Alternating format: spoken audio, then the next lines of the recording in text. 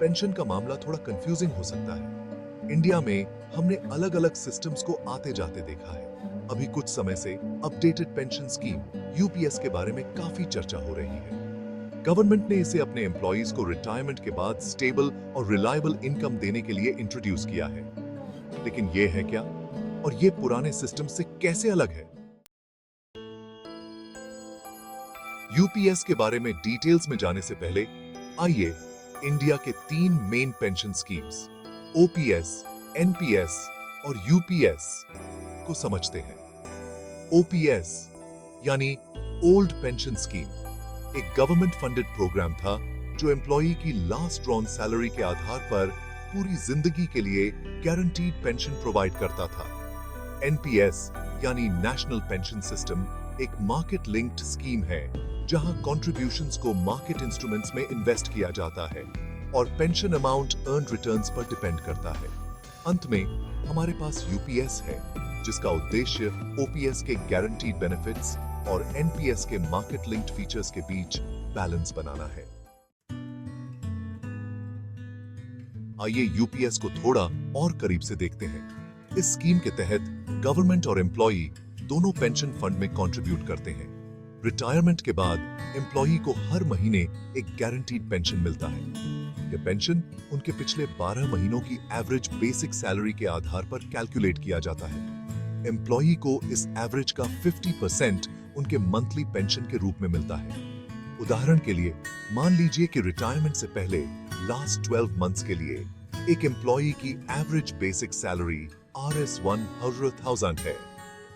UPS के तहत उनका मंथली पेंशन इस अमाउंट का 50% होगा जो कि RS 50,000 है।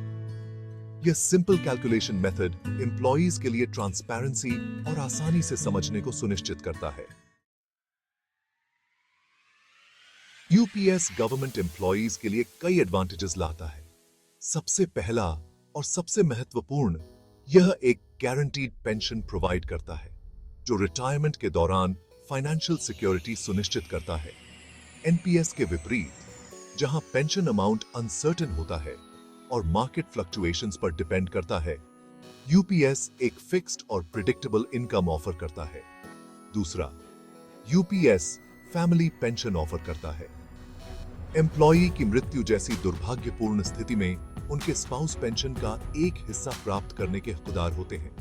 यह प्रोविजन सुनिश्चित करता है कि एम्प्लॉई के चले जाने के बाद भी फैमिली फाइनेंशियली प्रोटेक्टेड रहे। यह एम्प्लॉई और उनके लव्ड वंस के लिए मन की शांति और एक सेफ्टी नेट प्रोवाइड करता है। पेंशन का मुद्दा हाल के दिनों में एक पॉलिटिकल हॉट पोटैटो बन गया है। जैसे जैसे इलेक्शंस नजदीक आ रहे हैं, अलग-अलग पॉलिटिकल पार्टीज पेंशन स्कीम्स से रिलेटेड तरह-तरह के वादे कर रही हैं। ओल्ड पेंशन स्कीम ओपीएस की वापसी गवर्नमेंट एम्प्लॉइज के कुछ वर्गों की एक प्रमुख मांग बन गई है। पॉलिटिकल पार्टीज वोटर्स को लुभाने के लिए पेंशन इशू का इस्तेमाल कर रही हैं।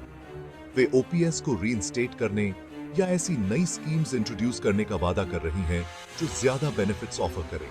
इससे पब्लिक और एक्सपर्ट्स के बीच काफी डिबेट और डिस्कशन शुरू हो गया है।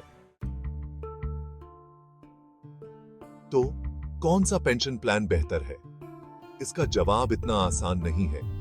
यह इंडिविजुअल नीड्स और सर्कमस्टांसेस पर डिपेंड करता है। ओपीएस एक गारंटीड पेंशन ऑफर करता था, लेकिन लॉन्ग रन में इसे फाइनेंशियली अनसस्टेनेबल माना जाता था। एनपीएस मार्केट लिंक्ड है और हायर रिटर्न्स की पोटेंशियल ऑफर करता है, लेकिन इसके साथ रिस्क्स भी हैं। यूपीएस का उद्देश्य दोनों के बीच बैलेंस बनाना है। यह एक गारंटीड पेंशन प्रोवाइड करता है और साथ ही फाइनेंशियली वायबल भी है। अंततः एम्प्लॉइज को अपने ऑप्शंस पर केयरफुली विचार करने और उस प्लान को चुनने की जरूरत है जो उनके रिस्क एपेटाइट और फाइनेंशियल गोल्स के हिसाब से सबसे उपयुक्त हो।